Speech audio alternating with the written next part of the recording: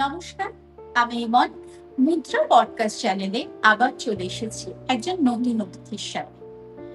Healing, manifestation, Christian, neurology, এই সব কিছু নিয়ে আমরা এখন প্রচুর ভিডিওস দেখি, রিলস দেখি, অনেকের সাথে কথা বলি।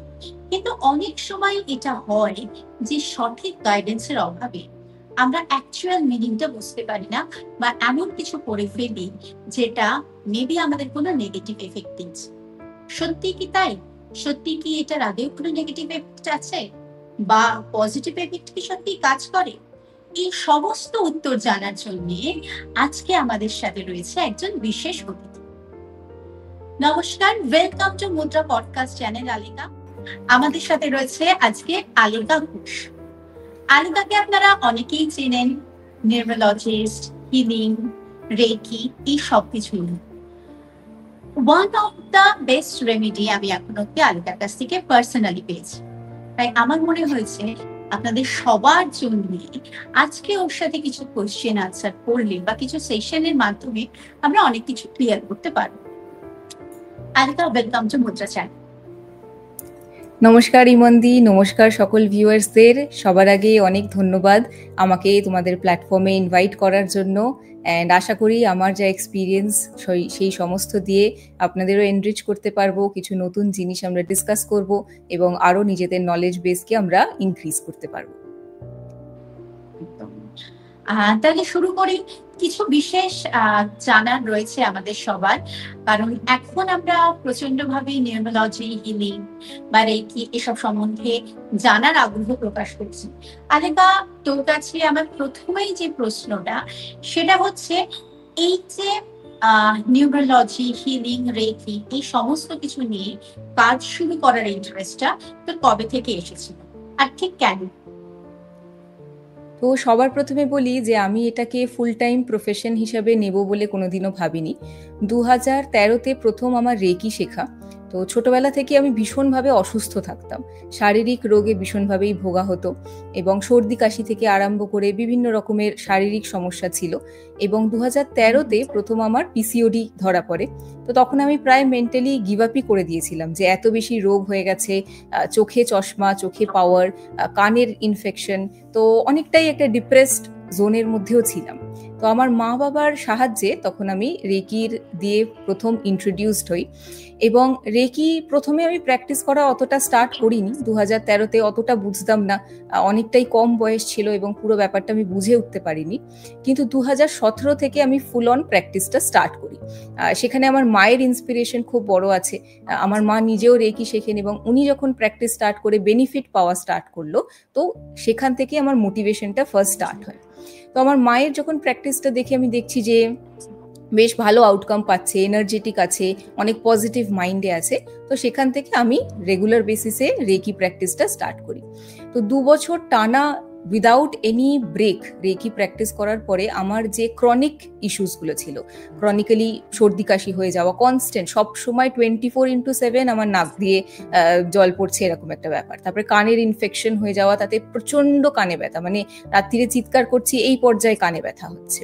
তারপরে পিসিওডিরও যে সমস্যা, সেই সমস্তটাই 2 বছরের মাথায়, কিন্তু 1 বছরের মাথা থেকেই আমার হিল হওয়া অলরেডি স্টার্ট হয়ে যায়, কিন্তু 2 বছরের মাথায় পুরো জিনিসটাই ধীরে ধীরে কমপ্লিটলি রিমুভ হয়ে যায়।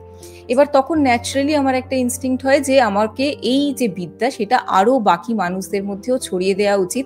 কারণ অনেক মানুষই আছে যারা অসুস্থতা রোগে ভুগছে, কিন্তু কোনোভাবে তারা একটা রিলিফ বা সলিউশন পেয়ে উঠছে না। সেখান থেকে রেকি জার্নি আমার শুরু, এবং রেকির সাথে অন্যান্য হিলিং মোডালিটিসগুলোও ধীরে ধীরে অ্যাড অন করা। আর নিউমেরোলজিটা আমার অ্যাড অন হয় আমার নিজস্ব নামের স্পেলিং যখন আমি রেকটিফাই করি। তো আমার অ্যাকচুয়াল যে নামের স্পেলিং ALIKA, এই স্পেলিংটা ছিল, সেখানে 17 থেকে 8 টোটালে আসতো। তো 17 থেকে 8 অ্যাকচুয়ালি কি করে, যে ভীষণভাবে একটা নাকে দড়ি দিয়ে ঘোরানোর মতন ব্যাপার লাইফে ক্রিয়েট করে।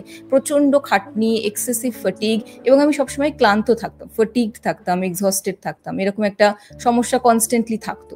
তো যখন সেই নিউমেরোলজির নাম্বারের ফ্রিকোয়েন্সি চেঞ্জ করার ফলে 18 থেকে আমার নাম্বার 12 আমাকে ফার্স্ট নেমে আমার ক্ষেত্রে দেয়া হয়। তো সেখানে একটা হিউজ পরিবর্তন, মানে মনে হচ্ছে হচ্ছে যে আমার উপর থেকে 100 কেজির একটা বাটকারা কেউ নামিয়ে নিয়েছে এবং খুব লাইট ফিল করা, নিজের পড়াশোনায় আরো বেটার ফোকাস করা, যেটা ধরো আমি 1 ঘন্টায় পড়তাম সেটা হয়তো 30 মিনিটসে আমি করে নিতে পারছি, সেই ধরনের ইন্টেলেক্ট আরো ডেভেলপ করা, সেই জোনগুলো স্টার্ট হয়। এবার ফলে নিজে যখন আমি পার্সোনালি এতটা বেনিফিট পেয়েছি, তখন তারপরে আমি 2016-17 ওই সময় নাগাদ পার্ট টাইমে কাজটা করা স্টার্ট করি। আর 2018 থেকে এটাকেই ফুল ফ্লেজেড প্রফেশন হিসেবে নিই, কারণ যখনই আমি কাজ করেছি, মানুষকে হেল্প করেছি, তারা বেনিফিট পেয়েছে, তারা ভীষণ ভালো একটা ফিডব্যাক আমাকে দিয়েছে এবং সেটা একটা ভীষণ ইম্পর্টেন্ট সোর্স অফ মোটিভেশন হিসেবে থেকেছে যে আরো মানুষের কাছে যাতে পৌঁছে যেতে পারি। মানে খুব সুন্দরভাবে জার্নিটা শেয়ার করি এবং আমরাও বুঝতে পারলাম ঠিক কোথা থেকে ইন্টারেস্ট জোনটা, মানে একদম অন হ্যান্ড ফিল্ড, মানে অন ফিল্ড এক্সপিরিয়েন্স যেটা বলি সেটা থেকে শুরু। আজকাল মেনি পিপল এখনো কনফিউজড, অনেকেই কনফিউজড রেকি, নিউমোলজি, হিলিং এই সবটুকু নিয়ে। অনেকেই সবটাকে একসাথে বলে, কেউ কেউ বলে এটা আর ওটা একই রকম, কেউ বলে এটা একটু আলাদা। তা এই যে ডিফারেন্সটা সাধারণভাবে কি, মানে সাধারণ ভাষায় আমাদের একটু বুঝিয়ে বল। কনফিউশনের প্রথম কারণ হচ্ছে যে অনেক রেকি হিলারদেরই আমরা নিউমেরোলজি করতে, অ্যাস্ট্রোলজি বা ট্যারো রিডিং আমরা করতে দেখি। তো যখনই কেউ রেকি প্র্যাকটিস করে তাদের একটা আধ্যাত্মিক চেতনা, একটা স্পিরিচুয়াল এনলাইটমেন্ট হয় এবং সেই জায়গা থেকে নিউমেরোলজি, সংখ্যাতত্ত্ব বা এই ধরনের যে প্রেডিক্টিভ প্র্যাকটিসেসগুলো সেগুলোর প্রতি তাদের একটা ইন্টারেস্ট জন্মায়। এবার রেকিকে আমরা যখন ফোকাস করছি, রেকি পিওরলি একটা হিলিং মোডালিটি, যেখানে আমরা চিকিৎসা করছি, আরোগ্যকরণ করছি এবং জীবনের যে সমস্যাগুলো আছে সেটা সমস্ত ফিজিক্যাল হেলথ থেকে স্টার্ট করে কারোর আর্থিক সমস্যা, কারোর রিলেশনশিপের সমস্যা, কারোর স্পিরিট এন্ট্যাঙ্গেলমেন্টের, মানে ধরো তাদের বাড়িতে কোনো রকম স্পিরিটস আছে সেই ধরনের সমস্যা, সেখান থেকে আরম্ভ করে আমরা স্পিরিচুয়াল আধ্যাত্মিক উন্নতি সেই পর্যায়ে অবধি রেকির সাহায্যে আমরা এগোতে পারি। তো সলিউশন বা সমাধানের যে দিকটা সেটা আমাদেরকে রেকি প্রোভাইড করছে। আর যেটা প্রবলেম ডিটেক্ট করা, যে কি এক্স্যাক্ট সমস্যা আছে, অমুক ব্যক্তির ডেট অফ বার্থ এটা আছে, সে এই সময় জন্মেছে, এই ডেটে জন্মেছে, তার নামের এটা স্পেলিং সে ক্যারি করছে, সেই অনুযায়ী তার জীবনে কি ইম্প্যাক্ট পড়ছে এবং তার যে বাস্তুতে থাকবে, মানে আমাদের ডেট অফ বার্থ অনুযায়ী আমরা কি ধরনের বাড়িতে আমরা থাকি সেটাও আমরা নিউমেরোলজির থ্রু আমরা জানতে পারি। তো কি ধরনের এনার্জি জোনের মধ্যে সে আছে এবং সেখান থেকে প্রবলেমের এরিয়াটা তার কি কি হয়ে আছে সেটা আমরা ডিটেক্ট করতে পারি। কোন সময় সে তাকে একটু প্রবলেমে সাফার করতে হবে, কারণ আমাদের কিছু প্রারব্ধ কর্ম বলেও থাকে, সেখানে কিছু সাফারিংস, কিছু কষ্ট আমাদের উপভোগ করার মাধ্যমেই শিক্ষা বা লেসনটা আমাদের যেহেতু হয়, সেক্ষেত্রে কোন সময়টা আমাদের ওয়েট করতে হবে, কোন সময়টা আমরা কি ধরনের সমাধান করলে নিজেদের লাইফে একটা নতুন আলো, নতুন একটা হোপ আমরা পেতে পারি। তো সেই প্রবলেম ডিটেকশনের জায়গাতে কাজ করছে নিউমেরোলজি বা অন্যান্য যে প্রেডিকশন টুলগুলো আছে, এবং সলিউশনের পথে হচ্ছে রেকি চিকিৎসা। খুব সুন্দরভাবে দুটো আলাদা সেগ্রিগেট করে বলবি, মানে একটা হচ্ছে প্র্যাকটিস করতে হবে, আরেকটা হচ্ছে জানা কি ধরনের কি জিনিস আসতে চলেছে বা কি হতে চলেছে বা কিভাবে নিজেকে রাখতে হবে সেটা জানা সম্পূর্ণভাবে। যাদের কাছে রেকি নতুন, মানে যে রেকি জানে না বা ফার্স্ট টাইম প্র্যাকটিস করছে, তার জন্য তার এনার্জেটিক লেভেলে এটা কিভাবে কাজ করবে? তো রেকি বেসিক্যালি জাপানিজ একটা শব্দ, ঠিক আছে? রেই শব্দটার মানে হচ্ছে ইউনিভার্সাল বা জাগতিক, যেটা সর্বত্র বিরাজমান, সব জায়গায় আছে। আর কি শব্দটার মানে হচ্ছে প্রাণ ঊর্জা, লাইফ ফোর্স এনার্জি, বা যেটাকে প্রাণ শক্তি বলে বলা হচ্ছে। তো জাপানিজ পদ্ধতিতে যেহেতু আবার রিডিসকভার্ড হয়েছে, সেই জন্য আমরা জাপানিজ নামটাই ইউজ করি।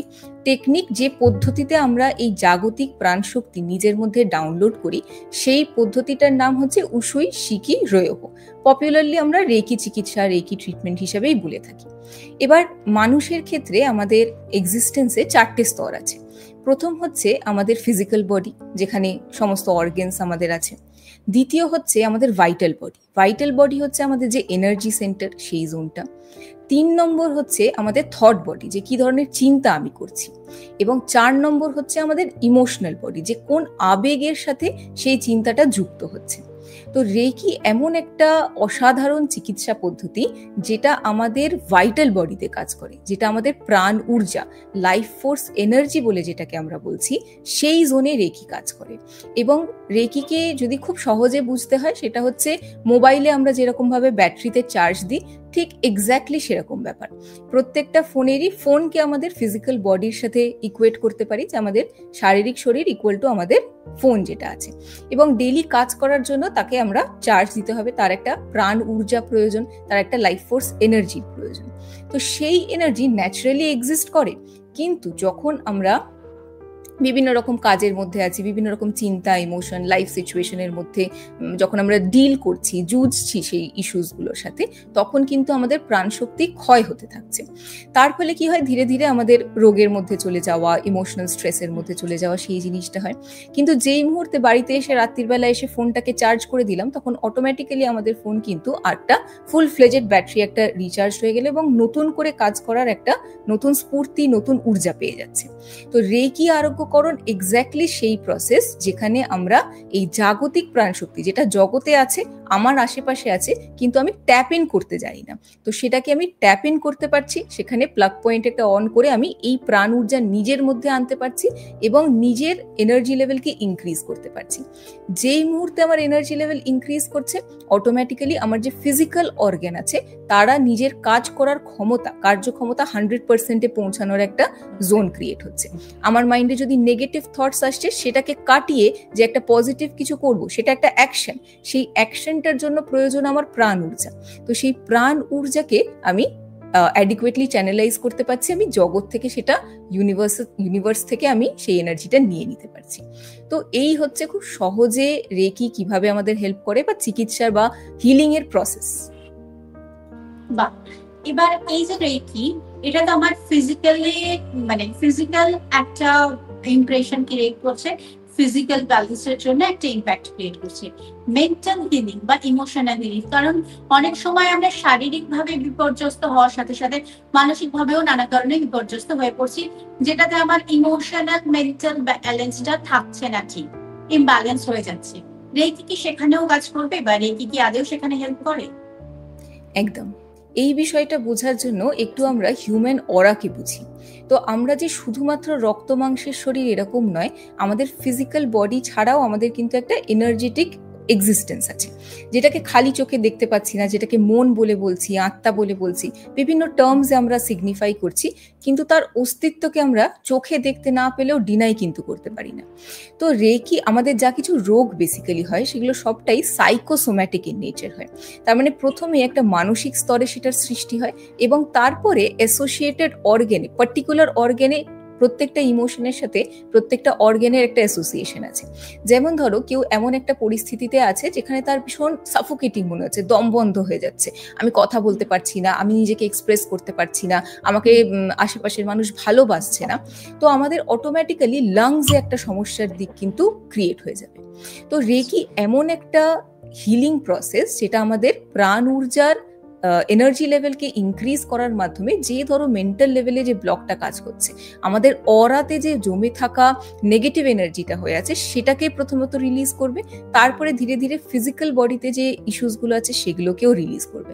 ফলে স্ট্রেসে যারা ভুগছে, স্ট্রেস ম্যানেজমেন্টের জন্য, অ্যাংজাইটি, ডিপ্রেশন, কোনো form of emotional pain, emotional trauma, যেটা ছোটবেলাকার হয়তো ট্রমা সে ক্যারি করছে, সেই সমস্ত মানসিক স্তরের থট বডি সব প্রচন্ড ওভারথিঙ্ক করে, নেগেটিভ থটস তার মধ্যে প্রচন্ড আসে, সেই প্রত্যেকটা জোনকেই ইফেক্টিভলি রিলিজ করতে পারে, কিওর করতে পারে, এবং ফিজিক্যাল লেভেলে ব্যথা যন্ত্রণা থেকে মুক্তি তো দেয়ই দেয়, মানসিক স্তরে আমাদেরকে পজিটিভ মাইন্ডেড থাকতে, লাইট থাকতে, একটা সেম স্ট্রেসফুল সিচুয়েশন আছে সেখানেও একটা পজিটিভ অ্যাটিটিউড নিয়ে অ্যাপ্রোচ করতে, এবং সেখানে নিজে অ্যাগ্রেসিভ না হয়ে গিয়ে রিল্যাক্স থেকে সিচুয়েশনটাকে পজিটিভভাবে ডিল করতে প্রচন্ডভাবেই হেল্প করে।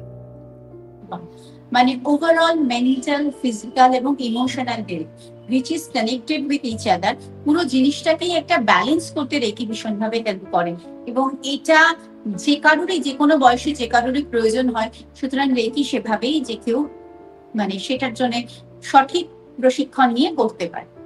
একদম 8 থেকে 80 বছর, মানে ছোট থেকে বড় সকলে, ইভেন যারা প্রেগনেন্ট লেডিস আছে, যারা কনসিভ করেছে, সেই সময় যদি কাউকে রেকি দেয়া হচ্ছে, এবং আমি দিয়েওছি এরকম অনেককে রেকি, তো ভীষণভাবেই ইনফেন্ট ফিটাস যে আছে খুব ভালোভাবে হিলিং এনার্জিজ রিসিভ করে। কারণ বড়দের যতটা মেন্টাল বেরিয়ার্স থাকে, যতটা জাজমেন্টস থাকে, তাদের মধ্যে এই জিনিসগুলো একদমই থাকে না, এবং খুব দ্রুত গতিতে তারা হিল হতে পারে। খুব দ্রুত গতিতে তাদের গ্রোথ পটেনশিয়াল, হ্যাপি থাকা, হেলদি থাকা, রিল্যাক্স থাকা, ভাইব্রেন্ট থাকা, সেই জোনটা খুব ভালো মতন ভাবেই কাজ করে। একটু আমাদের সাথে এরকম কোনো এক্সাম্পল বা এরকম কোনো এক্সপিরিয়েন্স শেয়ার করবি যেটা একদম রিয়েল লাইফ, মানে বেনিফিট হয়েছে আফটার রেকি, কোনো অসুবিধা ফেস করছিল, আফটার টেকিং রেকি তার রিয়েল লাইফ বেনিফিট হয়েছে? আচ্ছা, এরকম 3টে এক্সাম্পল আমি শেয়ার করি আজকে, 3টে 4টে যেরকম পারছি। তার মধ্যে প্রথম আমার জীবনের এক্সাম্পলটা অবশ্যই শেয়ার করি, কারণ আমার জীবনে আমূল পরিবর্তন এসেছে। আজকে যে যাকে তুমি এত সুন্দর হাসি হাসি মুখে দেখছো, সে সবসময় না বাংলার 5-এর মতন একটা মুখ নিয়ে ঘুরে বেড়ানো, এরকমই হয়ে থাকতাম। কারণ ভিতর থেকে যখন তুমি ইরিটেটেড থাকো, তোমার অর্গেনস ডিস্টার্ব থাকে, তুমি রোগে ভুগছো, সবসময় নাক দিয়ে সর্দি হচ্ছে, কানে যন্ত্রণা, কিছু না কিছু একটা ব্যথা যন্ত্রণা, তখন সেটা মুখ চোখের ওপরেও কিন্তু একটা ছাপ চলে আসে। তারপরে ওভারঅল মুখে একটা গ্লুমি ভাব থাকা, সেই সমস্ত জিনিস তো ছিলই। সবার আগে রেকির সাহায্যে আমার যেটা আরোগ্যকরণ হয়েছে সেটা হচ্ছে পিসিওডি। আমার 4mm/4mm এর পিসিওডি ধরা পড়েছিল ওভারিজে, এবং যেটা এখন খুব কমন একটা হেলথ ইস্যু হিসাবে চলে এসেছে। সেই জোনটা কিন্তু খুব ইজিলি, মানে 1 মান্থ আমি 2013-তে প্র্যাকটিস করেছিলাম, 1 মাস মতন, সেটার থ্রুই কিন্তু রেকির সাহায্যে পুরোপুরিভাবেই কিন্তু হিল হয়ে যায়। এবং তারপর থেকে আমার কোনো রকম মেনস্ট্রুয়াল সাইকেলের সমস্যা হওয়া, ইররেগুলার পিরিয়ডসের সমস্যা হওয়া, সেই পুরো জিনিসটা পুরোপুরিভাবে কিওর হয়। তো এটা প্রথম আমার পার্সোনাল লাইফের এক্সাম্পল, এবং এতটাই লাইট ফিল করি, পজিটিভ ফিল করি, যে ধীরে ধীরে এটাকে প্রফেশন, ফুল টাইম প্রফেশন হিসাবেই আমি নিয়ে থাকি। দ্বিতীয়, আমি কারেন্টলি একজন ক্যান্সার পেশেন্টের ট্রিটমেন্ট করছি, প্রায় 1 বছর আমি ওনার ট্রিটমেন্ট করছি। তো উনি যখন প্রথম আসেন, ওনার লাং ক্যান্সার ধরা পড়ে, এবং ভীষণভাবে মানসিকভাবে ভেঙে পড়েছিল। ওনার 55 ইয়ার্স এজ এখন, মানসিকভাবে প্রচণ্ডভাবে ভেঙে পড়েছিল। উনি তো মানতেই পারছে না যে আমার সাথে এরকম একটা জিনিস কি করে হয়ে গেল, যেটা সকলের ক্ষেত্রেই আমাদের নর্মালি হয়ে থাকে। প্লাস ডক্টরসরাও অ্যালোপ্যাথি, হোমিওপ্যাথি দুরকম ট্রিটমেন্টেই কিন্তু কেউ এরকম বলে উঠতে পারছে না যে হ্যাঁ এটা পুরোপুরি কিওর হয়ে যাবে, ঠিক আছে, পুরোপুরি সমস্ত ঠিক হয়ে যাবে। স্টেজ 2-এ ওনার ধরা পড়ে রোগটা। তো আমরা হিলিং স্টার্ট করি, এবং ওনার মেয়ে আমার সাথে যোগাযোগ করে, এবং ভীষণ একটা পজিটিভ মাইন্ডসেট নিয়ে আমরা হিলিং স্টার্ট করি। আমি তখনও কোনো অ্যাসিওরেন্স দিইনি, কারণ কারোর ক্ষেত্রেই কোনো এরকম অ্যাসিওরেন্স দেওয়া সম্ভবই নয় যে একটা জিনিস আমি ফিক্স করে দেবো, ঠিক আছে। মানে মানুষের জীবন কোনো ফ্রিজ বা কোনো গ্যাজেট নয় যে এটা ফিক্স করে দেওয়া যাবে এরকম ভাবে। তো আমরা পজিটিভ একটা মাইন্ডসেট নিয়ে ইউনিভার্সের কাছে সারেন্ডার করে আমরা হিলিং স্টার্ট করি, এবং আজকে 2 বছর পরে উনি ট্রিটমেন্টে ভীষণ ভালোভাবে রেসপন্ড করছেন। ওনার মাইন্ডসেটে একটা হিউজ শিফট এসছে, একটা প্রচন্ড পজিটিভ মাইন্ডসেটে উনি আছেন, এবং যে ডিজিজটা হয়েছে সেখান থেকে হিল করে যে উনি আরো 5 জন মানুষকে ইন্সপায়ার করতে পারেন, সেই জোনে এগিয়ে যাচ্ছেন। নিজের কিচেনের কাজ করতে পারছিল না, বাড়িতে অন্য সকলের জন্য একটা বার্ডেন হয়ে যাচ্ছিল, সেই জায়গা থেকে উঠে এসে এখন নিজের কিচেনের কাজ উনি নিজে করছেন, এবং নিজের দায়িত্ব নিজে উনি চালিয়ে যাচ্ছেন। তো ভীষণই একটা হেলদি জোনে আছে, এবং যে ক্যান্সার সেলসগুলো ছিল সেখানে রেগুলার ট্রিটমেন্টের সাথে আমরা রেকি ট্রিটমেন্ট করছি। ওনার কেমোথেরাপির সাথেই ট্রিটমেন্টটা চলছে। তো ওনার যে কেমোথেরাপির কষ্ট বা পেন, যে ডিফিকাল্টিস ছিল, সেটা অনেক রিডিউসড আছে, এবং অলমোস্ট 20% ওনার ক্যান্সার সেলসে রিডাকশন আমরা পেয়েছি। তো হিউজ একটা সাকসেস ওনার ক্ষেত্রে আমরা পেয়েছি, এবং আরো আগামী দিনে আমরা নেক্সট ফেজে আরো সাকসেসের জোনস পাবো। আর আরো দুটো ছোট এক্সাম্পল দিয়ে, আমার 2 জন স্টুডেন্ট আছে, রিসেন্টলি তারা আমাকে ফিডব্যাক দেয়। তো রেকি শিখে তারা রেগুলার প্র্যাকটিস করতো, একজন ফ্রিল্যান্সিং করে, আর একজন নতুন জব লোকেশন চেঞ্জ করে নতুন জবের সুইচ করতে চাইছিল। তো তাদের জন্য তারা রেকি প্র্যাকটিস করার পরে নিজেদের যে গোল আছে সেটাকে ম্যানিফেস্ট করতে পারে, ম্যাটেরিয়ালাইজ করতে পারে। নিজের চক্রাসকে হিল করার ফলে, যেমন আমাদের যে মূলাধার চক্র, সেটা যদি এনার্জাইজ থাকে, আমরা আর্থিক উন্নতি, ফাইন্যান্সিয়াল অ্যাবান্ডেন্সকে আমরা অ্যাট্রাক্ট করতে পারবো। তো চক্রাসকে হিল করে এবং রেকি উইশ বক্স ফুলফিলমেন্টের মাধ্যমে নিজেদের গোলসকে, ফাইন্যান্সিয়াল গোলসকে সাকসেসফুলি ম্যানিফেস্ট করেছে। মানে তুই যে এক্সপিরিয়েন্স গুলো শেয়ার করলি, আমার মনে হয় এর থেকে ভালো রিয়েল লাইফ এক্সপিরিয়েন্স আর হতে পারে না। এন্ড স্পেশালি যে ক্যান্সার পেশেন্টের জন্য আমরা শুনলাম we pray for that person যে উনি তাড়াতাড়ি হিল হয়ে যান, সুস্থ হয়ে যান, এর থেকে ভালো এক্সাম্পল হতে পারে না। এই ক্ষেত্রে আমার একটা জিনিস একটু মনে এলো, আমি তাই প্রশ্নটা করছি, যে এই যে যারা রেকি করছে, মানে রেকি প্র্যাকটিশনাররা যারা অন্যকে রেকি দিচ্ছে, হিল করছে, অনেক সময় কি কোনোভাবে তাদের কোনো নেগেটিভ এনার্জি সে অ্যাবজর্ব করে নিতে পারে, বা যদি করে তার নিজস্ব হিলিং প্রসিডিওর কি হবে? এটা খুব ইম্পর্টেন্ট একটা প্রশ্ন তুমি করেছো ইমন্দি, এন্ড খুবই ট্রিকি প্রশ্ন, মানে উত্তরটাও একটু ট্রিকি আছে। এবং এই টপিকটা নিয়ে এত মিথ পুরো জায়গায়, সমস্ত জায়গায় আছে, যে এটা একটু ক্লিয়ার করা ভীষণভাবে ইম্পর্টেন্ট। তো সবার প্রথমে কিন্তু অবশ্যই রেকি যদি আমরা অন্য কাউকে দিচ্ছি এবং নিজেরা অতটা এনার্জাইজড নই, বা যেটা রেকি হিলিং এর প্রোটোকল আছে সেটা আমরা মেনটেন করছি না, প্রোটেকশনের যে প্রোটোকল আছে সেটা আমরা মেনটেন করছি না, সেক্ষেত্রে কিন্তু অন্যের যে নেগেটিভিটি বা যে সমস্যাগুলো সেগুলো আমাদের বডিতে মিরর হতে পারে, মিমিক হতে পারে, ঠিক আছে? কিন্তু এটাতে ভয় পেয়ে গেলে হবে না, একদমই ভয় পেয়ে যাওয়া উচিত নয়। কারণ এই যে জোনটা আসে এর মাল্টিপল অ্যাসপেক্টস আছে। প্রথমে আমি বলি যে ধরো কেউ ফার্স্ট লেভেল প্র্যাকটিশনার আছে, এটা প্র্যাকটিক্যাল একজনকার সাথে হয়েছে। তো ফার্স্ট লেভেলই সে শিখেছে এবং সে খুব একটা কেন একদমই প্র্যাকটিস করে উঠতে পারেনি। তো সে একজন প্রফেশনাল হিলারের সাথে হিলিং করতে গেছে, মানে হিলিং করতে যায়নি, সে অ্যাকচুয়ালি দেখা করতে গেছিল। তো প্রফেশনাল হিলার যে ছিল তার অজ্ঞানতা বলা যেতে পারে, বা সেই সময় তার জাজমেন্টের অভাবের দরুন একজন ক্যান্সার পেশেন্টকে সে হিল করছিল, এবং ওই ফার্স্ট লেভেলের প্র্যাকটিশনার যিনি আছে তাকেও সে হিলিং করার জন্য ইনভাইট করে। এবার যে প্রফেশনাল হিলার আছে সে already rules and procedure and সবকিছুর সাথে ইউজ টু আছে, কিন্তু যে ফার্স্ট ডিগ্রির প্র্যাকটিশনার তার প্রথমত তার এনার্জি লেভেল অতটা নয় যে একজন ক্যান্সার পেশেন্টকে যতটা এনার্জি আমাকে চ্যানেলাইজ করতে হবে ততটা আমি প্রসেস করতে পারবো। মানে একজন ক্যান্সার পেশেন্টকে আমি হিলিং এনার্জি চ্যানেলাইজ করছি, মানে আমি 440 লাইনের 440 ভোল্টের আমি কারেন্ট প্রোভাইড করছি, কিন্তু আমার পোটেনশিয়াল আছে 220 ভোল্টের, ঠিক আছে? তো ফলে সেই সময় যখনই সে হিলিং করা স্টার্ট করে আমাদের ইন্টারনাল সিস্টেম কি হয়, কোল্যাপস করে যায়, এক্সেসিভ ঘুম পেয়ে ফটিগড হয়ে একটা সফট জোনে, মানে সে ঘুমিয়ে পড়ে বেসিক্যালি, ঠিক আছে? তো এটাকে নেগেটিভ ভাবে কিন্তু নেওয়া উচিত নয়। এটাকে আমরা যেটা টার্ম করি সেটা হচ্ছে একটা হিলিং ক্রাইসিসের ফেজ হিসাবে আসে। এই হিলিং ক্রাইসিসটা আমি ডেসক্রাইব করব, তার আগে বলি কিছু মানুষের, যেমন ধরো কারোর পেটে ব্যথা করছে বা কারোর মাথা ব্যথা করছে, মাইগ্রেনের সমস্যা আছে, এবং সেইটা তুমি যখন হিলিং করছো, আমার নিজের ক্ষেত্রেও হয়েছে যে একজন মাইগ্রেন পেশেন্টকে আমি হিল করছি, তো তখন আমারও মাথা ব্যথা কিন্তু স্টার্ট হয়ে যায়। তো দুটো কারণে এই জিনিসগুলো মোস্টলি দেখা যায় যে অন্যের সমস্যাগুলো আমাদের বডি বা আমাদের এনার্জি সিস্টেম মিমিক করে। প্রথম হচ্ছে যে আমার পার্সোনাল অরা, আমার পার্সোনাল এনার্জি উইক হয়ে আছে। যদি আমার এনার্জি উইক হয়ে আছে, সেই অ্যামাউন্ট অফ হিলিং এনার্জি আমি প্রসেস করতে পারছি না, তখন আমার সিস্টেমের যাতে কোনো ক্ষতি না হয়, যেহেতু রেকি একটা ইন্টেলিজেন্ট এনার্জি ফোর্স এবং তার নিজস্ব একটা ইন্টেলিজেন্স আছে, আন্ডারস্ট্যান্ডিং আছে, আমার সিস্টেমকে শাটডাউনে নিয়ে চলে যাবে। তার মানে আমি ইদার ঘুমিয়ে পড়বো বা কোল্যাপস করে যাব বা ফুল একটা শাটডাউন জোনের মধ্যে আমি চলে যাব। দ্বিতীয় হচ্ছে হিলিং ক্রাইসিসের একটা ফেজকে ট্রিগার করবে। তার মানে যে আমার মধ্যে ওই সেম জিনিসগুলো ট্রিগার হচ্ছে, তার মানে কোথাও না কোথাও সুপ্তভাবে আমার মধ্যে ওই উইকনেসগুলো অলরেডি এক্সিস্ট করে, যেটা আগে আমার মধ্যে ছিল না, কিন্তু এখন সেই জিনিসটা ট্রিগার করছে যাতে আমি আরো বেশি করে নিজেকে হিল করতে পারি এবং নিজের আপলিফটমেন্ট এন্ড গ্রোথের জন্য আমি আরো এগিয়ে যেতে পারি।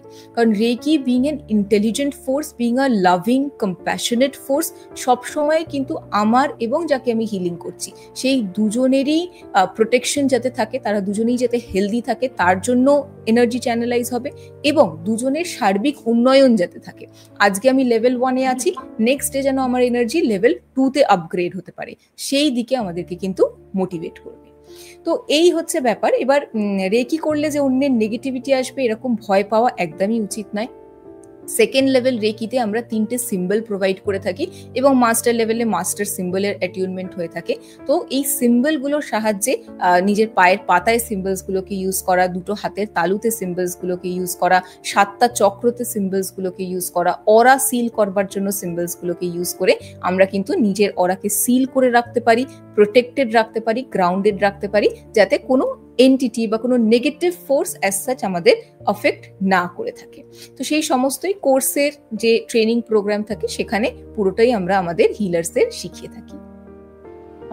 মানে প্রপার একটা প্রশিক্ষণের মাধ্যমে, একটা ট্রেনিং এর মাধ্যমে পুরো জিনিসটা প্রিপেয়ার করে সঠিক নলেজ নিয়ে পড়লে কোনো সমস্যা হওয়ার কথা নয়। একদম।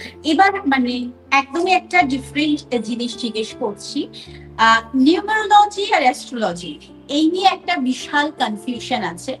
কেউ হাতে পাথর পড়ছে, কেউ ক্রিস্টাল পড়ছে, কেউ বলছে এগুলো শুধু একটা কালার এফেক্ট, অনেক কিছু। তো what is the difference between numerology and astrology? আদৌ কি এই দুটো জিনিস আলাদা নাকি এই দুটো জিনিস একই? তো নিউমেরোলজিকে মোস্টলি অ্যাস্ট্রোলজির একটা স্পেশালাইজড ব্রাঞ্চ হিসেবে দেখা হয়, এবং অ্যাস্ট্রোলজিতে যেরকম প্ল্যানেটসের কি প্রভাব পড়ছে, এক্সটার্নাল এক্সট্রা টেরিস্ট্রিয়াল প্ল্যানেটসের প্রভাব আমাদের আর্থের প্রত্যেকটা কণার উপরে পড়ে, তো আমাদের লাইফের উপরেও সেই ইম্প্যাক্ট পড়ে। তো সেইটা কি ইম্প্যাক্ট পড়ছে সেটা অ্যাস্ট্রোলজিক্যালি দেখা হচ্ছে, যে which is a very old and very important science যেটা আমাদের আছে। নিউমেরোলজির গুণমান হচ্ছে যে সংখ্যাতত্ত্বতে আমাদের নিজের নাম, যে নামটা আমি ক্যারি করছি, তার কি প্রভাব আমার জীবনে হচ্ছে। আমি যে ডেট অফ বার্থে জন্মেছি সেখানে আমার যে বার্থডে নাম্বার, যে তারিখে জন্মেছি, যে মাসে জন্মেছি সেখান থেকে যে নাম্বার আসছে, যে সালে জন্মেছি সেখান থেকে যে নাম্বার আসছে, তার প্রভাব আমার জীবনে কি পড়ছে। সেই পুরো জোনটাকে অ্যানালাইজ করে আমার পার্সোনালিটি কিরকম হবে, আমার থিঙ্কিং কিরকম হবে, আমি প্রবলেমে পড়লে কিরকম ভাবে রিয়াক্ট করব, আমার লাইফ পার্টনার কিরকম হবে, কি ধরনের ক্যারিয়ার আমার জন্য সুটেবল হবে, সেই সমস্ত ডিটেলসটা আমরা নিউমেরোলজি থেকে পাচ্ছি। এবং প্রেডিক্টিভ গাইডলাইন্সেও কিন্তু নিউমেরোলজি ভীষণ একটা স্ট্রং এজ দেয়, যেখানে আমার এই পুরো বছরটা কিরকম থাকবে, আপকামিং 10 বছর কিরকম থাকবে, আমার ধরো 51 থেকে 60 ইয়ার্স এর এজ গ্রুপে কি ধরনের চ্যালেঞ্জেস আমি লাইফে ফেস করব, এবং সেগুলোকে সলভ করার জন্য আমার মধ্যে কি কি স্কিলস অলরেডি আমার মধ্যে ইম্পার্টেড থাকবে, সেই পুরো ডিটেলসটা আমরা কিন্তু নিউমেরোলজি থেকে পাচ্ছি। এখানে একটু এক্সাম্পল দিয়ে বলি, ধরো 23 তারিখে কারোর জন্ম, ঠিক আছে, আমার নিজেরই 23 তারিখে জন্ম, তো এটাকে বাড়িয়ে বলছি এরকম ভাববে না, কিন্তু 23 তারিখে জন্ম যাদের তাদের 23, 2 আর 3 এই দুটো সংখ্যা। তো প্রথম ফার্স্ট যাদের হচ্ছে তাদের হচ্ছে নাম্বার 2 এর ইম্প্যাক্ট থাকছে, নাম্বার 2 চন্দ্রকে রিপ্রেজেন্ট করে, তারপরে আসছে 3, তারপরে জুপিটারের ইম্প্যাক্টের জোন আসছে।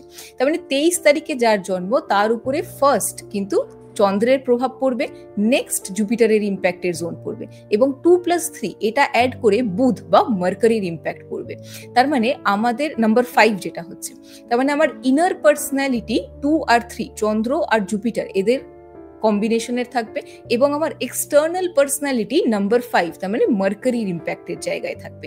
সো 2 আর 3 এর ইম্প্যাক্টের জন্য কি হচ্ছে, যে আমি পিসফুল ওরিয়েন্টেশন হবে, কমিউনিকেশন স্কিলস ভালো মতন ভাবে হবে, ইন্টেলিজেন্ট হবে, ক্রিয়েটিভ একটা অ্যাসপেক্ট তার মধ্যে থাকবে। আর নাম্বার 5 এক্সটার্নালি থাকার জন্য আউটগোয়িং হবে, sales and communication, marketing associated যে প্রফেশন সেখানে খুব ভালো মতন ভাবে কাজ করতে পারবে, হিউম্যান রিসোর্স সংক্রান্ত যে প্রফেশন সেই জোনে খুব ভালো মতন ভাবে কাজ করতে পারবে। ঠিক আছে, তো এটা একটা ছোট এক্সাম্পল।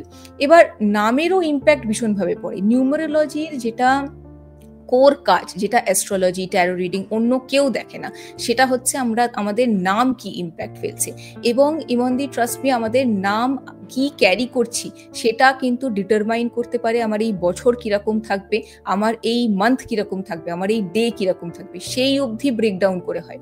যদি এরকম দেখা যাচ্ছে যে ধরো তোমার চার্টে ডেট অফ বার্থের তরফ থেকে স্যাটার্নের প্রভাব আছে, নাম্বার 8 আছে, নিউমেরোলজিক্যালি আমরা কনসিডার করি যে নাম্বার 8 গ্রোথ প্রোভাইড করে, ফাইন্যান্সিয়াল জায়গায় অ্যাবান্ডেন্স প্রোভাইড করে। ডেফিনেটলি তোমার খাটাখাটনি হবে, ঠিক আছে, কিন্তু তুমি একটা প্রফেশনাল গ্রোথ, একটা হাইটেন্ড গ্রোথের জায়গায় যেতে পারো। কিন্তু তোমার নামের তরফ থেকে দেখা যাচ্ছে যে তোমার কেতুর প্রভাব আছে, তো এই গ্রোথ যেটা তোমার 100% হওয়ার কথা ছিল সেটাকে কিন্তু পুল ডাউন করে 70% এর জোনে নিয়ে চলে আসবে, বা 60% এর জোনে নিয়ে আসবে, ডিপেন্ডিং যে কোন দিকে বা কোন অ্যাসপেক্টে নাম্বারের ইম্প্যাক্টের দিকটা কতটা থাকছে, বা বাকি আরো আনুষঙ্গিক নাম্বারসের ইম্প্যাক্টের জোনটা কিভাবে থাকছে। ঠিক আছে, তো নিউমেরোলজি খুবই ইম্পর্টেন্ট একটা সায়েন্স, খুবই ক্রুশিয়াল একটা সায়েন্স, এবং আমাদের লাইফে কিরকম লাইফ আমরা লিড করব সেটা ডিফাইন করতে ভীষণভাবেই হেল্প করে। মানে এখন তো মোটামুটি মনে হচ্ছে এটা শোনার পর বাবা মারা ডিসাইড করে নেবে কোন ডেটে আমি ডেলিভারি করবো, সো দ্যাট সেরকম ভাবে আমি আমার বাচ্চাকে আগের লাইফটাকে লিড করতে পারি। আচ্ছা, এই যে আমরা শুনলাম নামের ভীষণ একটা ইম্প্যাক্ট ক্রিয়েট করছে আমাদের উপর, নিউমেরোলজি যেটাকে ডিফাইন করছে, তা এই যে নাম চেঞ্জ করে বা সিগনেচার চেঞ্জ করে আমাদের মানে আমরা সবাই চাই ডেস্টিনি চেঞ্জ হোক, যদি কিছু খারাপ থাকে সেই ডেস্টিনি চেঞ্জ হোক, তো এই ডেস্টিনি কি চেঞ্জ করা সম্ভব নাম চেঞ্জ করে বা সিগনেচার চেঞ্জ করে? এটাও খুব অসাধারণ একটা প্রশ্ন তুমি জিজ্ঞাসা করেছো ইমন্দি, অ্যান্ড ডেফিনেটলি 200% আমাদের ডেস্টিনিকে রিডিফাইন করতে পারে। তুমি দেখবে অজয় দেবগন, ঠিক আছে, DEVGAN ইউজ করতো, কিন্তু এখন কিন্তু DEVGN ইউজ করে। তো বিভিন্ন সেলিব্রিটিসদের ক্ষেত্রে তারা নাম রেকটিফাই করেছে, স্পেলিং রেকটিফাই করেছে, এবং বিজনেসের ক্ষেত্রে আমাদের যে সোনি স্টার প্লাসে যে শোজগুলো আসতো সেখানে অনেক সময় কসৌটি জিন্দেগি কি, সেখানে একটা ডাবল আই ইউজ করা হয়েছে, ঠিক আছে। তো মুভিজের নামে ডাবল এ ইউজ করা হয়েছে, যেগুলো কিন্তু প্রয়োজন নেই অ্যাজ সাচ। তোমার প্রোনাউন্সিয়েশনের এমফাসিস করার জন্য খুব একটা যে প্রয়োজন আছে সেরকম কিন্তু নয়, কিন্তু তারপরেও সেই অ্যালফাবেটগুলোকে ইউজ করা হয়েছে। তার মানে যখনই একটা অ্যালফাবেটকে আমরা অ্যাড করছি বা সাবস্ট্রাক্ট করছি পার্টিকুলার কোনো একটা জোন থেকে, কোনো একটা লোকেশন থেকে, সেটারও ফরমেশন আছে যে ফার্স্ট অ্যালফাবেট, সেকেন্ড অ্যালফাবেট কি থার্ড হচ্ছে কি সারনেম থেকে সরাচ্ছি, সেটারও মাল্টিপল রুলস অ্যান্ড রেগুলেশনস আছে। তো যেই মুহূর্তে আমরা অ্যাড বা মাইনাস করছি তার নিউমেরিক যে ভ্যালু সেটা চেঞ্জ হয়ে যাচ্ছে, এবং যে মুহূর্তে নিউমেরিক ভ্যালু চেঞ্জ হয়ে যাচ্ছে মানুষের লাইফে হিউজ অমূল পরিবর্তন আসার যে যোগ সেটা কিন্তু ক্রিয়েট হয়ে যায়। একটা এখানে এক্সাম্পল দিই, ধরো কোনো একজন ব্যক্তি তার বার্থডে নাম্বার 4 আছে, 4 হচ্ছে রাহুর দ্বারা ইম্প্যাক্ট হয়, প্ল্যানেট রাহুকে রিপ্রেজেন্ট করে, এবং নর্মালি তারা ভীষণ হার্ডওয়ার্কিং হওয়া, অনেস্ট হওয়া, সেই দিকটা তাদের মধ্যে থাকে। কিন্তু ধরো বাই চান্স তার নামের অ্যালফাবেটস অ্যাড করে তার ফার্স্ট নেম নাম্বার বা ফুল নেম নাম্বারে 18 থেকে 9 আসছে, এটা আমি একটা ক্লায়েন্টেরই এক্সাম্পল দিয়ে বলছি।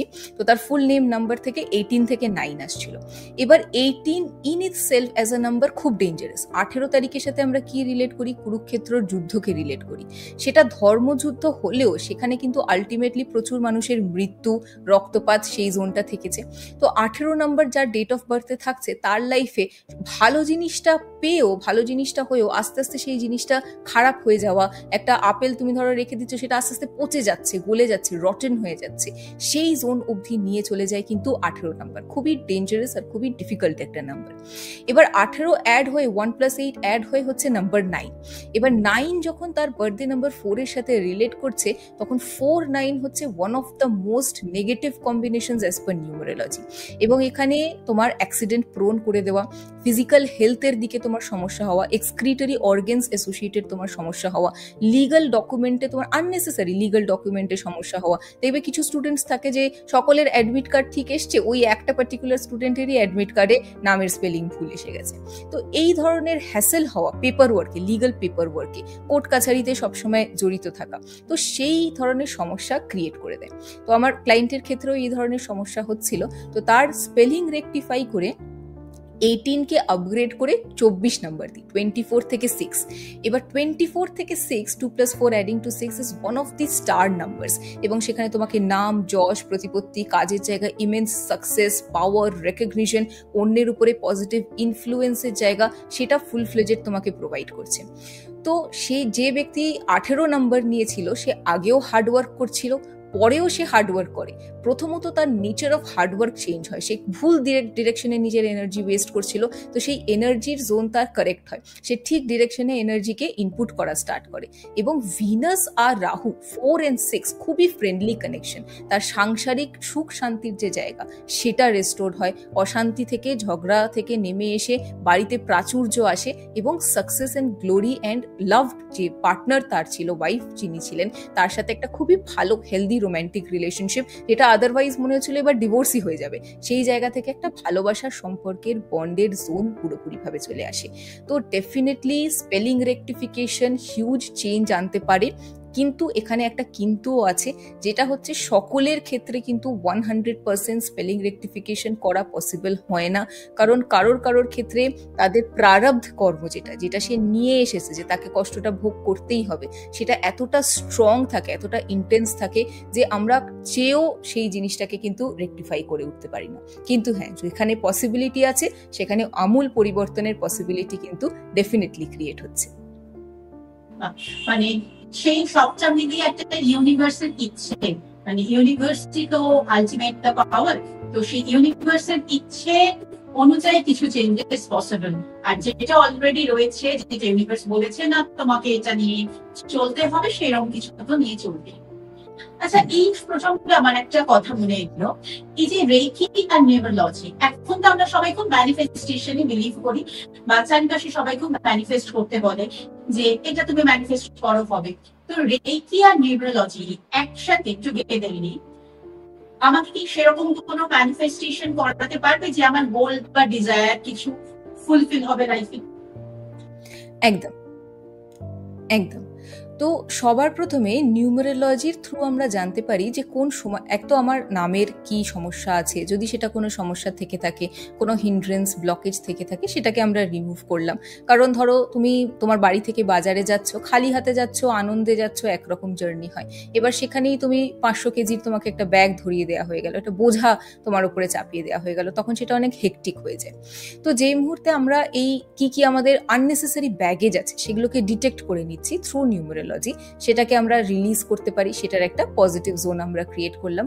প্লাস আমরা প্রেডিক্ট করতে পারি যে আমার ধরো এই সময় সূর্যের প্রভাব আছে, পার্সোনাল ইয়ার নাম্বার 1 আছে, তাহলে নতুন ব্যবসা আমি এই সময় স্টার্ট করতে পারবো, নতুন আমি কোনো বিজনেসে ইনভেস্টমেন্ট করতে চাইছি, ক্যারিয়ার গ্রো করার জন্য আমি কিছু করতে চাইছি, সেটা আমি করতে পারবো। ধরো আমি বাড়ি কিনতে চাইছি, বাড়ি কেনার জন্য এই সময়টা খুব একটা অতটা পজিটিভ হচ্ছে না, কিন্তু যখন আমার পার্সোনাল ইয়ার 4 থাকবে সেই সময় বাড়ি পারচেজ করাটা আমার খুব ভালো একটা সময় হচ্ছে। তো আমি টাইমিংটা যেই জেনে যাচ্ছি, ইউনিভার্সের ফ্লোটাকে আমি জেনে যাচ্ছি, তো সেই সময় যদি আমি সেই ধরনের ম্যানিফেস্টেশনকে আমি ফোকাস করি, তো আমি ইউনিভার্সের ফ্লোর সাথে যেই যাচ্ছি, তখন আমার personal manifestation power and universal manifestation power একত্রিত হয়ে সেটা আরো গ্র্যান্ড সাকসেসের দিকে এগিয়ে যাচ্ছে। রেকির এখানে কার্যকারিতা কি হচ্ছে, রেকি হিলিংকে আমাদের একটা পাত্র প্রিপেয়ার করার মতন আমরা ধরতে পারি। যে ধরো আমি ইউনিভার্সিটি থেকে একটা জিনিস চাইলাম, ধরো তুমি বললে আমাকে আমার 5টা আম আমি চাইছি, ঠিক আছে, কিন্তু আমার ছোট ছোট হাতের মধ্যে আমি 5টা আম আমি ফিট ইনই করাতে পারছি না, আমি হার্ডলি 2টো আম ফিট ইন করাতে পারছি। তো সেখানে আমি কিভাবে আপগ্রেড করতে পারি, আমি একটা পলিথিন প্যাকেট নিয়ে নিলাম, একটা জুট ব্যাগ নিয়ে নিলাম, তার মধ্যে আমি 5টা আম নিয়ে নিলাম, তো সেখানে আমি ক্যারি করতে পারবো। তো রেকি যখন আমি করছি, আমাদের অরা এবং আমাদের চক্রাজে জমে থাকা সমস্ত নেগেটিভ এনার্জি, লো ভাইব্রেশনাল এনার্জিস যেগুলো আছে, সেগুলো আমরা ক্লিয়ার আপ করছি। ফলে সেই পজিটিভ এনার্জিকে যাতে আমি ধারণ করতে পারি, আমি যেটা চাইছি জীবনে গ্রহণ করতে, সেটা যেন গ্রহণযোগ্যতাটা আমি সৃষ্টি করতে পারি, সেই দিকটা ক্রিয়েট করছি। প্রচুর মানুষের ম্যানিফেস্টেশন ফেল করে যাওয়ার প্রাইমারি কারণ হচ্ছে যে তারা নিজের অরা এন্ড চক্রাকে হিল করে না, শুধুই ম্যানিফেস্টেশন টেকনিক্স ইউজ করে, কিন্তু সেই কারণে ফেলিয়ারও তাদেরকে ফেস করতে হয়। কিন্তু যেই মুহূর্তে আমার অরা এন্ড চক্রাও ব্যালেন্সড হয়ে গেল, আমি গ্রেটার পসিবিলিটি নিজের লাইফে ওয়েলকাম করতে পারছি। আমি একটা কাজ করতে চাইছি, আমার কাছে প্রচুর কাজের সুযোগ রয়েছে, কিন্তু সেই কাজটা করার জন্য আমাকে ফিজিক্যালি মেন্টালি ফিটও তো থাকতে হবে। তো ইউনিভার্সের ম্যানিফেস্টেশন আর আমার ম্যানিফেস্টেশন, আমি কাজ পাচ্ছি, কাজ করার ইচ্ছেও রয়েছে, and reiki helping me to be mentally and physically fit, যাতে আমি সেটা কমপ্লিট করতে পারি। তো এই পুরো জোনটা কাজ হচ্ছে এবং একসাথে ভীষণ ভীষণ সুন্দর একটা ইনফরমেটিভ জিনিস, আমার মনে হয় এটা থেকে প্রচুর লোকের হেল্প।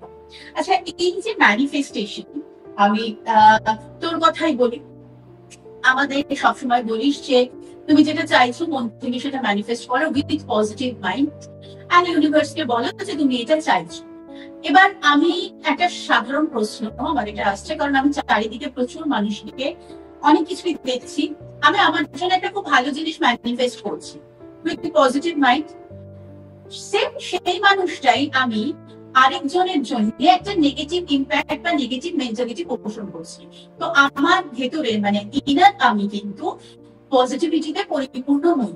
সো সেরকম যার ভেতরটা পজিটিভ নয়, কিন্তু একটা পজিটিভ ম্যানিফেস্টেশন সে করতে হচ্ছে, আদৌ কি এটা 100% কাজ করবে? এবার এই ক্ষেত্রে বলি, এটাকে তুমি যদি একটা ধরো এরকম একটা বালতির সাথে ইকুয়েট করো, বালতিটা ফুল আছে, ঠিক আছে, মানে বালতি নর্মাল বালতি আছে, কিন্তু তার মধ্যে অনেকগুলো ফুটো আছে, ঠিক আছে। তো তুমি একদিক দিয়ে সেখানে পজিটিভ এনার্জি পোর ইন করছো, ফিল আপ করছো বালতিটাকে, কিন্তু একদিক দিয়ে যেখানে যে ফুটোগুলো আছে সেগুলো হচ্ছে অন্যের প্রতি জেলাসি, অন্যের প্রতি নেগেটিভ থটস রাখা, কাউকে সাথে ব্যাড বিহেভ করা, ডিসরেসপেক্ট করা, সেই ফুটোগুলো থেকে কনস্ট্যান্টলি ওই ঊর্জা, ওই এনার্জিটা রিলিজ হয়ে যাচ্ছে। এবার কারোর কারোর ক্ষেত্রে দেখবে যে তারা বিহেভিয়ার তাদের খুব খারাপ, অন্যকে ডিসরেসপেক্ট করে, কিন্তু তাও তাদের লাইফে একটা অ্যামাউন্ট অফ অর্থ আছে, একটা অ্যামাউন্ট অফ তারা হেলথও ঠিকঠাক আছে, একটা অ্যামাউন্ট অফ সাকসেস গ্লোরি তারা এনজয় করছে। তো এখানে কিছু কিছু ক্ষেত্রে কিছু কিছু মানুষের জোনে, যেরকম আমি বললাম যে একটা পূর্ব কর্ম আমাদের থাকে, এবং যে সেই জায়গা থেকে কিন্তু আমরা কিছু জিনিস পেয়ে থাকি, সেটা আর্থিক দিক থেকে হোক, ভালো ফ্যামিলির দিক থেকে হোক, হেলথের দিক থেকে হোক, যেটা আমরা প্রিভিয়াসলি ভালো কর্ম করেছিলাম বলে গিফট হিসাবে ইউনিভার্সের তরফ থেকে পেয়েছি। কিন্তু সেটাকে কি আমি মেনটেন করতে পারবো, সেটাকে কি আমি আপগ্রেড করতে পারবো, সেটাকে কি আরো 5টা মানুষের আনন্দের কারণ হিসাবে আমি গ্রো করাতে পারবো, সেটা ডিটারমাইন করছে আজকের দিনে আমি কি কর্ম করছি। ফলে যদি আমি একটা নেগেটিভ মাইন্ডসেট রাখছি, ব্লেম করছি, ডিসরেসপেক্টফুল থাকছি, ডেফিনেটলি হতে পারে টেম্পোরারিলি কিছু ছোট ছোট আমাদের গোলস ডিজায়ার্স ফুলফিল হলো, ম্যানিফেস্ট হলো, কিন্তু ভেতর থেকে হলোনেস একটা কমপ্লিটলি থাকবে, ভেতর থেকে হোলসাম ফিল করা, হ্যাপি ফিল করা, সেই জায়গাটা কিন্তু আমি দেখিনি কারোর ক্ষেত্রে ক্রিয়েট হতে, এবং এটা হয়েও ওঠে না। মানে আলটিমেটলি ইউনিভার্স তো জানে দ্য অ্যাকচুয়াল ট্রুথ, তো সেই অনুযায়ী ইউনিভার্স রিজেক্ট করবে বা অ্যাকসেপ্ট করবে। এই প্রসঙ্গে আরেকটা ছোট্ট জিনিস আমি তোর কাছে জানতে চাই সিম্পল ভাবে। আমরা সবসময় শুনছি বেশ কিছু বছর ধরে ইউনিভার্সকে থ্যাঙ্কস জানানো, ঘুম থেকে উঠে বা শুতে যাওয়ার আগে ফর এভরিথিং ইউনিভার্সকে থ্যাঙ্কস জানানো। ইউনিভার্স একটা পাওয়ার যেটাকে আমরা চোখে দেখতে পাচ্ছি না, ফিল করতে পারছি। ইউনিভার্স ক্রিয়েটেড এভরিথিং, প্রত্যেকটা প্রাণী ইউনিভার্স ক্রিয়েটেড। আজকে আমার পাশে থাকা যে মানুষটা আমাকে হেল্প করছে, আমি সেই হেল্পটাকে সম্পূর্ণভাবে অগ্রাহ্য করে বা কোনো রকম কৃতজ্ঞতা স্বীকার না করে সারাক্ষণই বারবার থ্যাংক ইউ ইউনিভার্স বলে যাচ্ছে। আদৌ ইউনিভার্স এরকম থ্যাঙ্কস অ্যাকসেপ্ট করছে? না, একদমই নয়। মানে এটা এরকম ব্যাপার হচ্ছে যে তুমি মাংস রান্না করতে দিয়েছো কিন্তু গ্যাসটাই অন করোনি, তো সেক্ষেত্রে ওটা একদমই কাজ করে না। ভেতর থেকে তোমাকে ওটা ফিল করতে হবে। মানে আলটিমেটলি আমি যা মুখে বলছি আমার মন সেটা বিশ্বাস করছে নাকি, বা আমি নিজের প্রাণ ঊর্জাটাকে সেই দিকেই নিয়ে যাচ্ছি নাকি, সেটা কিন্তু ইউনিভার্স ভীষণ ভাবে দেখছে। এটাই আমার মনে হলো মানে তোর এই কনভারসেশনটা থেকে। আলেকা, একটা ছোট্ট সেশনের মাধ্যমে আমরা এত হিউজ নলেজ সত্যিই নিতে পারবো না। ডেফিনেটলি আমরা আরো একটা সেশন নিশ্চয়ই রাখবো অ্যাকর্ডিং টু ইউর কনভিনিয়েন্স। একটা জাস্ট ছোট্ট জিনিস before we end of the session, 2-3টে লাইন নিয়ে জাস্ট এই যে আমাদের যারা ভিউয়ার্সরা রয়েছে, লিসনার্সরা রয়েছে, 2-3টে প্র্যাকটিস তুই তাদেরকে বলে দে যেটার মাধ্যমে তারা নিজেদের ফিজিক্যাল, মেন্টাল, ইমোশনাল প্রত্যেকটা জায়গাকে ব্যালেন্স করতে পারে, বা কোন রাস্তায় যাব, কিভাবে চুজ করবো সেই রাস্তাটা, সেদিকে তারা এগোতে পারে। একদম। এই ক্ষেত্রে 3টে পয়েন্ট আমি প্রাইমারিলি বলি তোমাকে এবং সকল ভিউয়ার্সদের জন্য, যেটা আমি নিজেও ভীষণভাবে ফলো করি। তার মধ্যে প্রথম হচ্ছে salt water bath. Salt water bath basically প্রসিজারটাও আমি ডিসক্রাইব করছি। আমরা সারাদিন বিভিন্ন রকম মানুষের সাথে ইন্টারাক্ট করি, বিভিন্ন রকম কাজ করি, তো আমরা অন্যদের জেলেসি, লো ভাইব্রেশনস আমরা কিন্তু পিক করতে থাকি। তো ডেইলি যেরকম আমরা নিজেদের স্কিন পরিষ্কার করার জন্য, গা পরিষ্কার করার জন্য আমরা চান করে থাকি, সেরকমই আমাদের অরাকে পরিষ্কার করার জন্য কোনো না কোনো একটা প্রক্রিয়া নিজেদের মধ্যে রাখাটা ইম্পর্টেন্ট। তো রক সল্ট ওয়াটার দিয়ে চান করাটা খুব হেলদি একটা প্রক্রিয়া। সপ্তাহে 2 দিন করলো, পূর্ণিমার দিন এবং অমাবস্যার যে সময় আছে সেই সময়টা স্পেসিফিক্যালি করলো, full moon and new moon মানে অমাবস্যার পরের দিন যে হচ্ছে, সেই সময়গুলো করাটাও খুবই ইফেক্টিভ হয়। আমাদের অরাকে ক্লিন করে আরো স্বতঃস্ফূর্ত এবং ভাইব্রেন্ট ফিল করতে হেল্প করবে, ভিতর থেকে একটা পজিটিভ এনার্জির জোনকে ক্রিয়েট করবে। তো বেসিক্যালি নর্মাল যেরকম চান করছি সেই মতন করে চান করে নিলাম। তারপরে 1 মগ মতন জলে 1 মুঠো কি 1.5 মুঠো মতন আমরা pink Himalayan rock salt use করতে পারি, ল্যাভেন্ডার বাথ সল্ট ইউজ করতে পারি, এপসম সল্ট ইউজ করতে পারি, ব্ল্যাক সল্ট ইউজ করতে পারি, হোয়াইট রক সল্টও আমরা ইউজ করতে পারি। ঠিক আছে, একটু গুঁড়ো করে নিলাম, জলে পুরোপুরি ভিজে গেল সেরকম একটু এনশিওর করলাম, দিয়ে পুরো চান হয়ে যাওয়ার পরে আমরা শোল্ডার থেকে জলটা পুরোপুরি ঢেলে নিলাম। তাতে কি হয়ে যাচ্ছে, ওভারঅল আমাদের যখনই আমরা নর্মালি চান করছি আমাদের বডির ইলেকট্রনস চার্জ থাকে এবং আননেসেসারি ভাইব্রেশনসকে রিলিজ করার জন্য রেডি থাকে। তো সেই সময় যেই আমি সল্ট ইউজ করছি তখন যত negatively charged emotions and energies আছে সেগুলো খুব কুইকলি রিলিজ করতে হেল্প করবে এবং একটা ওভারঅল রিফ্রেশিং ভাইব্রেশন আমাদেরকে ফিল করতে হেল্প করবে। ঠিক আছে, ফেসেও আমরা ইউজ করতে পারি, কিন্তু যদি কারোর সেন্সিটিভ স্কিন হয় তাহলে একটু সল্টের কোয়ালিটিটা প্যাচ টেস্ট করে নেওয়াটা এনশিওর হবে। মাথায় নর্মালি ঢালার অতটা প্রয়োজন হয় না, কারণ আমাদের মাথার ওপরে সহস্রার চক্র থাকে, সেটা ওভারঅল অরা যখন আমাদের ক্লিন হচ্ছে ওটা বাই ডিফল্ট ক্লিনজিংটা হয়ে যায়। ঠিক আছে, এইটা একটা খুব ইম্পর্টেন্ট। সেকেন্ড যেটা সব থেকে ইম্পর্টেন্ট হচ্ছে, যেটা তুমিও এমফাসাইজ করেছো, সেটা হচ্ছে প্র্যাকটিসিং ডেইলি গ্র্যাটিটিউড। গ্র্যাটিটিউড এত ইম্পর্টেন্ট একটা রিচুয়াল যে তোমার ফ্রিকোয়েন্সিকে, তোমার মাইন্ডসেটকে হিউজ ইমেন্স ভাবে শিফট করতে হেল্প করবে। ধরো তুমি ব্যাংকে গেছো এবং ব্যাংকে যে ব্যক্তি আছে সে খুব রুড বিহেভ করছে, যে খুব রাফ হয়ে আছে, ঠিক আছে, কিন্তু সেই সিচুয়েশনে তুমিও ইরিটেট হয়ে যাচ্ছ, ডিস্টার্বড হয়ে যাচ্ছ। এবার যে ইরিটেট হয়ে যাচ্ছি, ডিস্টার্ব হয়ে যাচ্ছে একটা সিচুয়েশনে, তার একটা কিন্তু রিপেল এফেক্ট আমার বাকি কাজের উপরেও পড়ে যাচ্ছে, এবং আমরাও সেখান থেকে একটা ধরো একটা কমপ্লেনিং অ্যাটিটিউড ডেভেলপ হয়ে যাচ্ছে, একটা ন্যাগিং এর ব্যাপার হয়ে যাচ্ছে। কিন্তু যদি আমরা সেই ডিফিকাল্ট সিচুয়েশনেও গ্র্যাটিটিউড প্র্যাকটিস করার মধ্যে নিজেকে রাখি, তখন আমাদের মধ্যে কি হবে, যে অ্যাটলিস্ট ও যে নিজের কাজটা করছে, সেই কাজের মাধ্যমে যে সার্ভিসটা আমাদের প্রোভাইড করছে তার প্রতি তার জন্য কৃতজ্ঞ থাকবো, তার প্রতি কম্প্যাশনেট আমরা থাকবো, যে কিছু হয়তো তার লাইফে প্রবলেমস আছে সেই কারণে সে ন্যাগিং হচ্ছে, but I will not allow that energy to affect me. ঠিক আছে, কারণ আমি ডেইলি বেসিসে সমস্ত কিছুতে গ্রেটফুল থাকছি, মানে আমি সমস্ত সিচুয়েশনে একটা সিলভার লাইনিং খুঁজছি, একটা পজিটিভিটি খুঁজছি। ফলে আমার এনার্জি, বাইরের পরিস্থিতি অনেক খারাপ হতে পারে, অনেক স্ট্রেসফুল হতে পারে, কিন্তু আমার পার্সোনাল এনার্জি প্রিজার্ভড থাকছে। যখন কেন প্রিজার্ভ রাখা দরকার, আমি নিজে ডিস্টার্ব হয়েই যাই, কি অসুবিধা আছে, কিন্তু যখন আমি ডিস্টার্বড থাকছি তখন আমার পারফরমেন্স কিরম হবে, এবং আমি যদি পিসফুল থাকছি তখন আমার পারফরমেন্স কিরম থাকছে। যদি সেই দুটোকে আমরা অবজার্ভ করি, তখন দেখবো যে যত স্থির শান্ত আমরা হব, তত কিন্তু আমাদের পারফরমেন্স, আরো কোয়ালিটি পারফরমেন্স আমরা লাইফে লিড করতে পারবো, এবং নিজের পজিটিভ অরার থ্রু আমরা বাকি আশেপাশের মানুষরা যারা স্ট্রেসফুল হয়ে আছে তাদের স্ট্রেস লেভেলসকেও আমরা রিডিউস করতে পারি। ঠিক আছে, তো এটা 2 নম্বর প্রক্রিয়া। 3 নম্বরে যেটা আমি ভীষণভাবে এমফাসাইজ করবো, যে কোনো না কোনো form of positive lifestyle attitude একটা নিজের জীবনে অ্যাড অন করতে। আমাদের ফাস্ট পেসড লাইফে, যেখানে আমরা প্রোগ্রামড এইভাবে যে টাকা ইনকাম করো, তোমাকে ইটস আ র্যাট রেস, দৌড়িয়ে যাও, তোমাকে পারফর্ম করতে হবে, সেই জোনটা যে কনস্ট্যান্টলি আমরা করতে থাকি, সেখান থেকে কিছুটা হলেও নিজের জন্য সময় বের করে যে কোনো ফর্ম অফ হিলিং প্র্যাকটিস, সেখানে যোগা প্র্যাকটিস হতে পারে, ওম চ্যান্টিং, মন্ত্রা চ্যান্টিং হতে পারে, রেকির মতন পাওয়ারফুল স্পিরিচুয়াল হিলিং মোডালিটি হতে পারে, বা ব্রিস্ক হয়তো ইভিনিং ওয়াক করছে, সেই ধরনের প্র্যাকটিস হতে পারে। যে কোনো একটা পজিটিভ অ্যাটিটিউড, একটা পজিটিভ বিহেভিয়ারকে নিজের লাইফে ইনকর্পোরেট করে হ্যাবিট হিসাবে অবশ্যই রাখো, কারণ একদিন এক এক সেকেন্ডে তুমি যে কাজগুলো করছো, ঠিক আছে, ইয়োর অ্যাটমিক হ্যাবিটস, সেটাই কিন্তু ফ্রেম আপ করবে তোমার লাইফের লার্জার পিকচারটা কিরম হবে। আজ থেকে 20 বছর পরে, 50 বছর বয়সে, 60 বছর বয়সে যখন তুমি নিজের জীবনকে ইন্ট্রোস্পেক্ট করবে, যেটা বাই ডিফল্ট আমাদের প্রোগ্রাম, ওই বয়সে গিয়ে আমরা ইন্ট্রোস্পেক্ট করি যে কি করলাম আমি জীবনে, তখন ওই ছোট ছোট ডেইলি যে ছোট ছোট হ্যাবিটস তুমি মেনটেন করে রেখেছো এবং পজিটিভ একটা এনার্জি নিয়ে ফ্লো করেছো, সেটা তোমাকে যতটা আনন্দ দেবে, অনেক টাকা ইনকাম করা কিন্তু সেই আনন্দ দিয়ে উঠবে না। এবং এই ছোট ছোট হ্যাবিটসগুলোর ফলে কিন্তু অবশ্যই হেলদি থাকা, ফিজিক্যালি হেলদি থাকার যে জোনটা, সেটাও আমরা মেনটেন করতে পারবো, অ্যাচিভ করতে পারবো। তো এই 3টে জিনিস আমি নিজের লাইফে ইনকর্পোরেট করেছি, এবং আমি অবশ্যই চাইবো যে বাকিরাও নিজেদের লাইফে ইনকর্পোরেট করে আরো হেলদি, হ্যাপি, প্রসপারাস একটা লাইফ যেন লিড করতে পারে। ভীষণ সিম্পল বাট ইয়েট ভীষণ ইম্প্যাক্টফুল 3টে ছোট ছোট টিপস তুই আমাদেরকে দিবি। অবশ্যই আমি তো বটেই প্র্যাকটিস করবোই, করিও।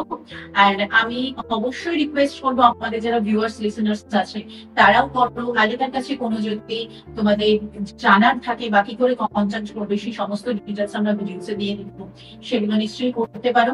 বাট মোর ওভার যেটা আগেকার তুই বললি, এবং যেটা আমরা পুরো সেশন থেকে বুঝতে পারলাম, যে পজিটিভ থাকা ইন্টারনালি এবং আউটার ভাবে, পুরো জিনিসটা নিয়ে পজিটিভ থাকা এবং পজিটিভ থাকাটা প্র্যাকটিস করা, শুধুমাত্র ভার্বালি বলে নয়, পুরো জিনিসটাকে বিশ্বাস করে, এবং কোনো রেকি বা হিলিং আমি যেটাই করছি সেটা প্রপার প্রশিক্ষণ নিয়ে প্র্যাকটিস করা, এবং একটা রেগুলার কিছু গুড হ্যাবিটস এর মধ্যে দিয়ে নিজেকে আস্তে আস্তে রেডি করা।